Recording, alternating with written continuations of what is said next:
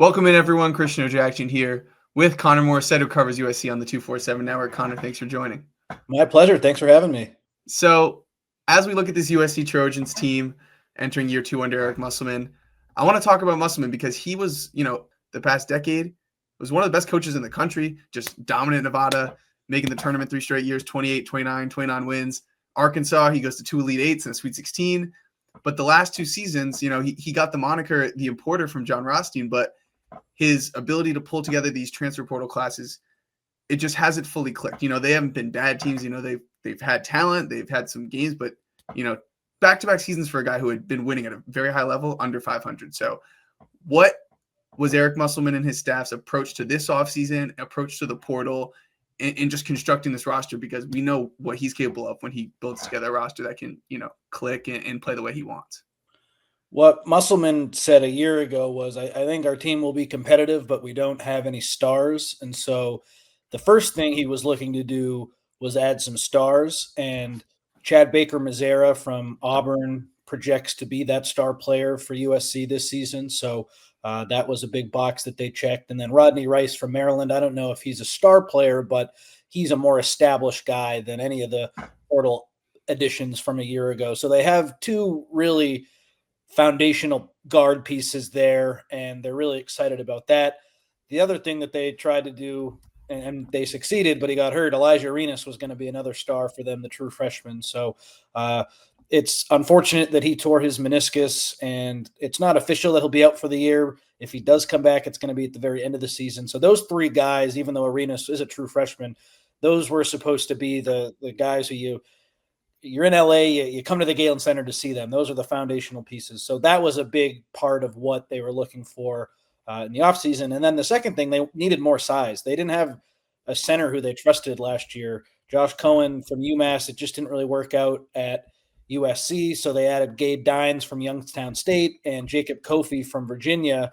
And they're very high on both of those guys. So they have a lot more size than they did a year ago. They have the foundational pieces. And then they hope to add a little bit more shooting, and we'll see if that comes to fruition. But there are some sharpshooters on this team. Jordan Marsh from UNC Asheville can light it up from deep. Baker-Mazara, Rodney Rice, Terrence Williams is the one returner. So the team looks like a pretty solid college basketball team in the Big Ten on paper. How it'll all come together, who knows, with only the one returning player. But they had some different goals in mind from last year to this year, and for the most part, I think they've accomplished those. Poor Elijah Arenas, the car accident right before the torn meniscus. You mentioned the possibility of him late in the season, but I assume the focus is just on kind of getting him healthy for next season, right? That would kind of just be like if everything's clicking, the team's hooping and he's feeling great, maybe you try to throw him in March, but you're not expecting to see him.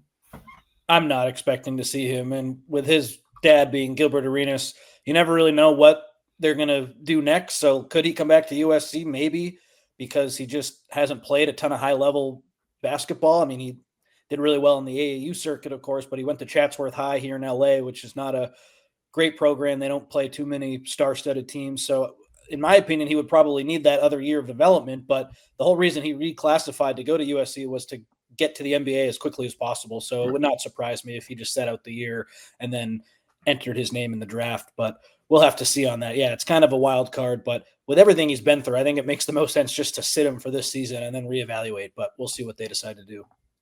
So that star power you mentioned being a priority, you bring in Chad Baker-Mazara, who, it's well known how old he is compared to so many players like at Auburn. So efficient. I mean, he only played 26 minutes a game last year, but 12 points, 3 rebounds, 3 assists. And, even though he's got that funky kind of looking jumper, like he is a sniper. So when you pair him with a guy like Rodney Rice, a great pull-up shooter, was fit so well at Maryland, 6'5", 6'7", and when I think of these Eric Musselman teams with, kind of letting when he has those star players, just kind of letting them do whatever and just kind of go be the buckets that they are. So do you expect, is someone a point guard out of those 2 guys, or is it kind of just this pro-style positionless basketball, like here are 2 premier scorers, like kind of just let them go? And what do you think those guys look like, I guess, in a higher usage role? Because they were more complementary pieces, even though they were great at them last year. I think they'll both rarely come off the court.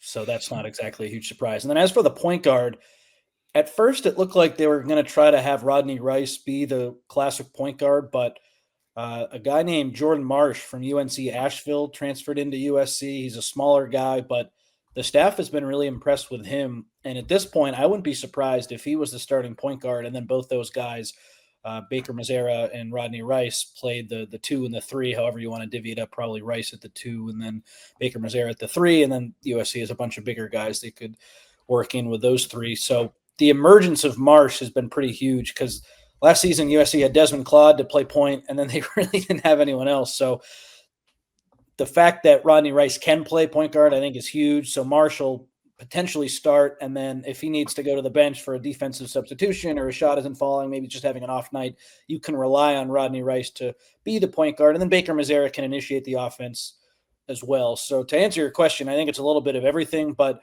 it sounds like they're going to rely on Marsh to be the primary ball handler a lot of the time because he's had such a good offseason. So that should take some of the pressure off those guys. But that's kind of a situation where we don't know what Marsh is going to look like against Big Ten opponents. He is a smaller guy, like I said, so how well he holds up on the defensive end will determine his playing time. But so far, he's looked really good. So that's sort of an interesting equation heading into this season because I don't think they totally have the best idea of how it's all going to work right now. In an ideal world, it'll be Marsh and Rice, but they have a true freshman in Jerry Easter. I don't think he's quite up to speed yet to fill a role, but if they need to get him in there just as another ball handler, that could be a possibility too.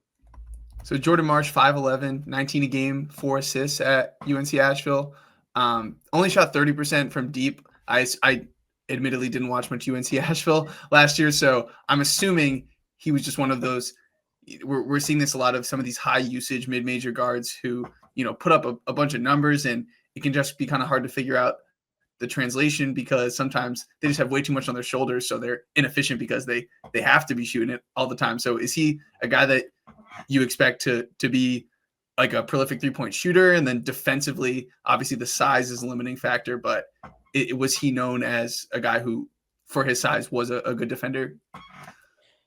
Yes, and he's surprised Musselman with his defense. He's really good at getting into passing lanes. He's quick, but obviously if there's a switch on him, then we'll see what the results are with that. And you nailed it, Christian. He's a guy who was a really high usage guy at UNC Asheville, and it's a big prediction, but with defenders definitely looking at Baker Mazzara and Rice more and some other guys. Like I imagine that Marsh could be the open man on some of these possessions. And I expect his 3-point percentage to rise. That again is a projection at this point, but he's someone I think that like no one really heard of this guy. And then he showed up on campus and he's impressed everyone. He could be someone who, I don't want to say a household name, but if you watch Big Ten basketball, you're probably going to know his name. He's probably the biggest riser out of the unknown portal guys for USC. So I expect him to shoot the three at a better percentage, handle the ball a lot for USC, and be a key guy. You mentioned Jacob Kofi as a guy who came in, addressing part of the size concerns. 6'10", sophomore, transferred from Virginia. Only 7 points a game, only shot 24% from three, but he definitely popped when you watched Virginia last year because that team was just obviously painfully slow, didn't score a lot. He was the talented guy. We're like, this guy has like some NBA upside the way he moves at his size. The shot looks good to me, and the defensive versatility, like he seems kind of perfect for Musselman. So how high are they on Kofi? Is this the starting 5-man? And what are expectations for him this season?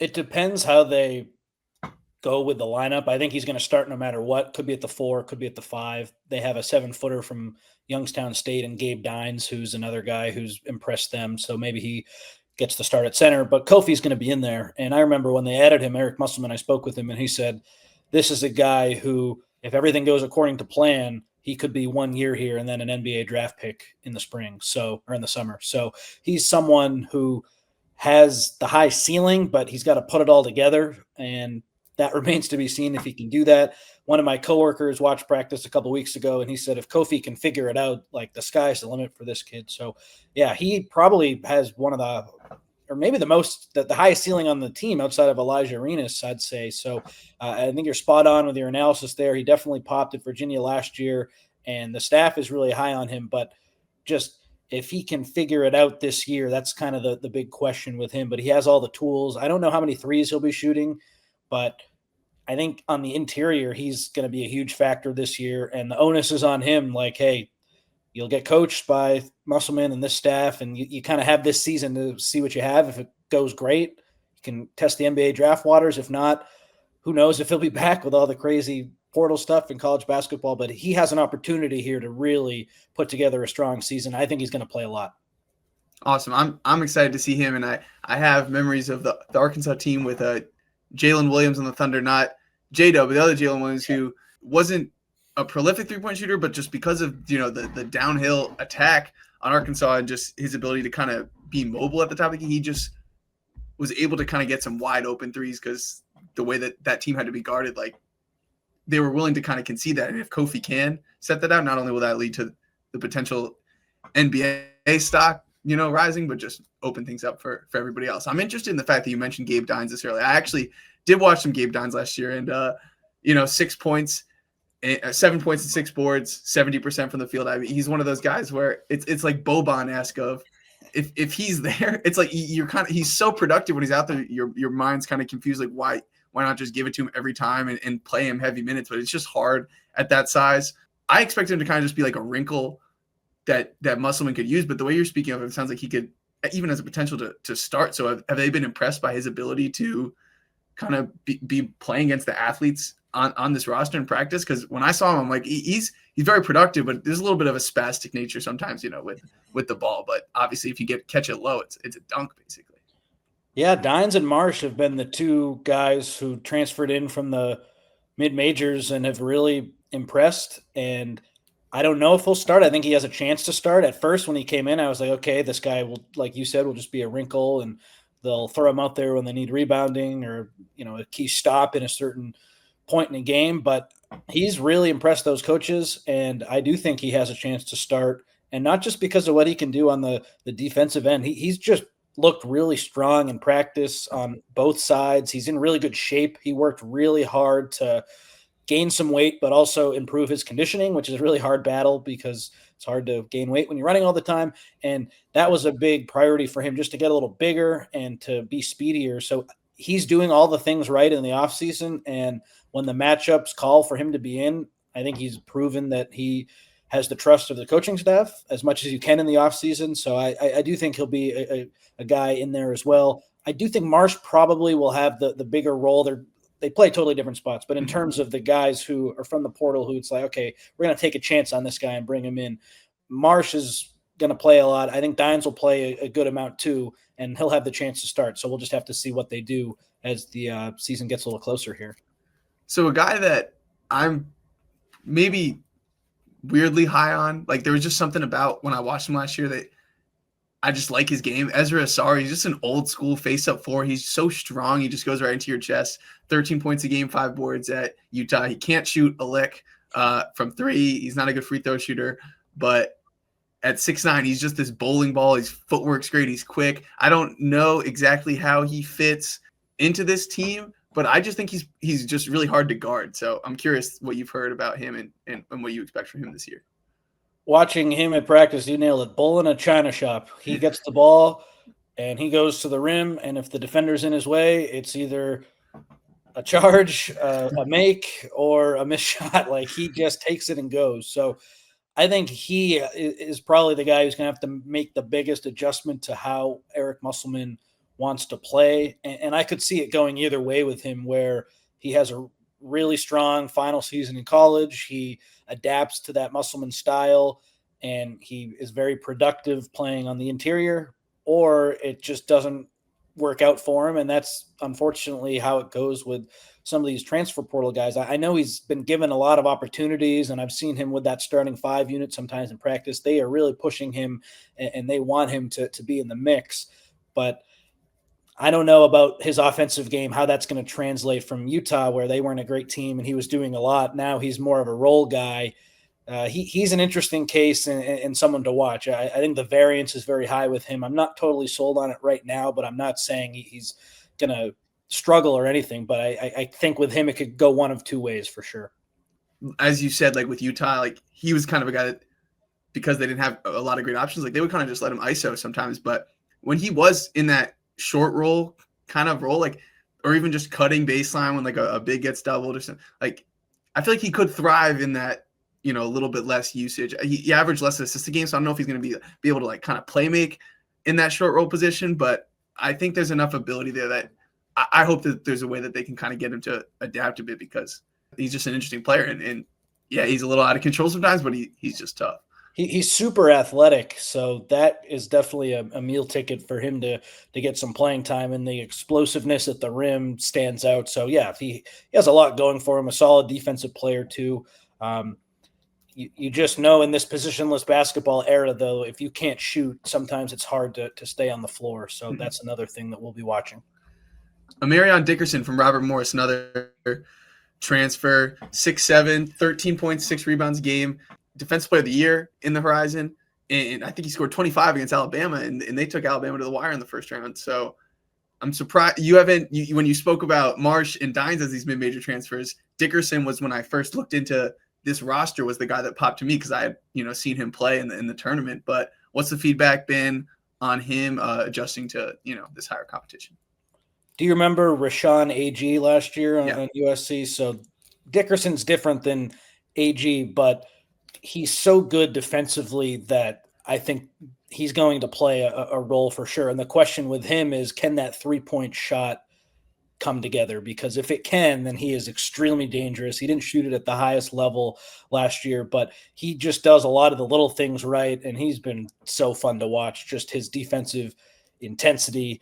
And I expect him to be a role player on this team, a potential starter. We'll see how it all shakes out there. But the question with him is, can that 3-point shot fall? Because if it can, I think he can have a huge role. If not, maybe you use him in certain defensive situations. I was like you, Christian. I was really high on him before watching any of practice, and he got hurt early in the offseason. He's totally good now. So I missed him at one. But at the other, I was surprised he wasn't firmly in that starting role. I think, I don't want to say it's been a tough adjustment period for him, but so far, I think just with how USC wants to play, if Baker Mazzara and Rodney Rice are going to be out there all the time, and Marsh is going to be a point guard, you need some bigger bodies out there. And Dickerson is so fluid. He's kind of like Baker Mazzara in a way where he could be that 3, that 4, but it's interesting how it's all going to fit. Like, I think Chad is kind of blocking him a little bit, but that doesn't mean that's a bad thing. He could still have a great season, Amarion Dickerson. So, I want to see how it translates to the Big Ten with him, but there's certainly a lot to like there as well. You mentioned that 3-point shot, 21 of 75 from deep, 28% last year, 1 for 8 against Alabama. So he's definitely not afraid to shoot it. And you're right, that's a huge swing thing for his role on this team. Terrence Williams, didn't mention him, the one returner. What led to him being kind of the guy that did stay, and how key of a role do you expect him to play this year? So the reason you don't remember him is because he missed most of the year with a broken wrist. He got hurt. Yeah, that's why. Very, very early in Big Ten play. And last year was supposed to be his last year, but he got a medical red shirt, and he just wanted to keep rehabbing at USC. He loves Eric Musselman, and the wrist just took so long to heal. So he's finally back to 100% health, but he's still getting through like all the rehab stuff and just getting up to full speed. And if he hadn't suffered that injury, he wouldn't be at USC, but let's pretend that he didn't get hurt. I think he would be a really key guy in this team, but it all depends on how quickly he's able to get acclimated. They have an exhibition, a couple games coming up in October before the season gets started. So he's excited to play in those games, but he could go either way depending on the health of the wrist, because he was a really good 3-point shooter in Michigan, and he started really strong last year in USC's exhibition game against Gonzaga that USC won. I think he scored like 25 points or something. So he could play a huge role. USC always needs shooting, and Williams is a great shooter because of his track record. It's just how much this injury affects him that's going to determine his role. So if he's totally good to go, I think he's going to have a huge role. If it's a little bit slow in the beginning, maybe you'll see more of him at the end of the year versus the beginning. A couple more of these transfers that I haven't mentioned. Jaden Brownell from Samford, 6'10", 14-4. I assume he's behind Dines in the pecking order, but do you expect him to be a factor here? So he has the best looking jump shot on the team. He is a sharpshooter who he got off to a very slow start when I watched practice, but it sounds like he's getting up to speed and is getting better. He's such a matchup dependent guy where I'm not comparing him to Kevin Durant, but he's that really tall player who shoots really well, and like he's a guy you can run plays for off a screen and he'll knock down a three. So his offense is going to be what gets him on the field or on the court. Sorry, I'm in football mode. It's all about with him how well he holds up on the defensive end and if the shot's falling. Because if the shot isn't falling, he's almost useless to USC. And there were some practices where he just wasn't making them, and Eric Musselman would say, "Jaden, like this is why you're here. You got to knock these down." So I think it's very dependent on that shot and what he can bring to the table offensively for USC. If they're cold and they need a spark, he can certainly provide that, and that's what I see his role being to start. Yeah, shot 40% from deep on 4.4 attempts per game. Not common numbers to see, at that size. EJ Neal from Sacramento State, I'm not familiar with, 6'5", graduate student, 8 points a game, 26 minutes. Is he a depth piece? Yeah, he's a depth piece for sure. There's going to be one game where he comes in and plays crazy defense on someone, maybe gets a steal and a layup. Like, I don't think he's going to play every game. There's going to be games where maybe they need him, others they won't. But yeah, he's a depth piece, and he's a guy who does everything the right way. So people are really excited about him. And like just in terms of the leadership that he brings, he's a team first guy. He's going to be okay with the role that he's in. And I do think there will be a couple of games where it's like, okay, EJ Neal, I see what you got there. And then other ones where he doesn't play. Ryan Cornish from Dartmouth is a guy I actually am familiar with. I watched him play a few times, and he's a bucky. He can really score the basketball, but even at the Ivy League, sometimes he looked a little bit unathletic compared to the guys in that. So it's hard for me to imagine him being able to hang on the floor at this level, but he is super skilled, and he can shoot it. So what's he been like at practice, and what do you expect from him? He's kind of forced it a little bit. I think he wants to prove to himself that he belongs at this level. So there have been some practices where he's taken crazy shots and he's really competitive, and he's doing a lot of the right things outside of forcing some bad shots. But I agree with you where I don't really see it clicking for him at this level. But Musselman took a chance on him. I think he was one of the players of the year in the Ivy League, maybe the player of the year. So he had a strong season last year, but it's a huge step up for him, and I would be surprised if he had a big role. You mentioned Jerry Easter as a freshman who's probably not ready. The other freshman coming in, Patrick O'Brien, probably taking time to get involved, or have you heard some upside about these guys? I think it'll take some time for both of them, and O'Brien is a walk-on, so we'll see if he can establish himself more as time goes on. But yeah, with Easter, it was a recruitment, like it's a little weird just how he ended up at USC, kind of a head scratcher coming from the Midwest to USC. And I don't envision him playing a big role this year. And then I could see him transferring after this season just in search of more playing time. But a long way to go with him. It would surprise me if he played a lot this year. Well, that's the roster here at USC. I think Musselman, obviously very competitive guy. He's got to have a chip on his shoulder after, 2 seasons below 500. Not when the expectation was second weekend for 3 straight years.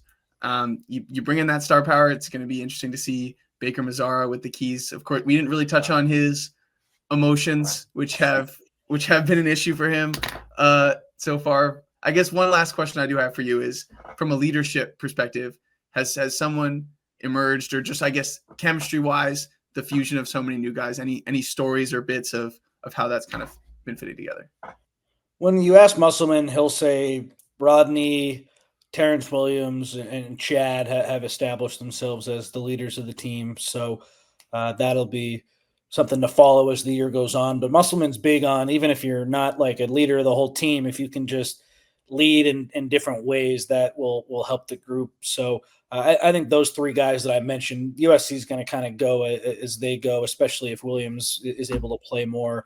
And even though they're new to USC, both Rice and Baker Mazzara have played a lot in the NCAA tournament over the years. Both teams made deep runs last year. So they have that experience that Musselman is looking for, because last year, the guys who played in the tournament for USC the year before, it was all mid-major guys, and they didn't really have a lot of that Power 5 tournament experience. So I think those guys have emerged as the leaders, and it's because they're older. It's because they have the experience in the tournament, and because they've played big-time college basketball before.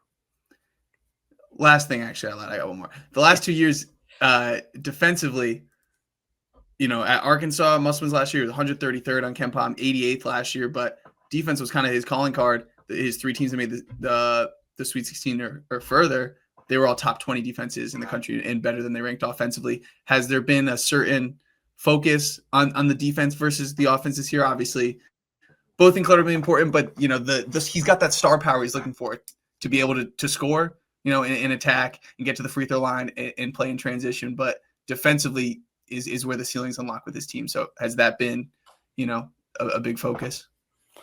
They wanted to get bigger, and they have. They played Purdue twice last year, and Trey Kaufman-Renn just went off on them in both games. They didn't really have anyone to defend the athletic power forward like that. And now you have Ezra Asar, maybe Jacob Kofi could fill that role a little bit. Like, there are guys you can throw at a talented power forward that USC just didn't have last year. So that was a big emphasis. And then when injuries would affect the team at the guard spot last year, defensively, they took a big hit there. And I do think the guards are better defensively this year, just in general. So I expect them to take a pretty significant step forward defensively from where they were last season. And the offense might be hit or miss some games, but I think they're going to be really hard to beat because the defense will be good.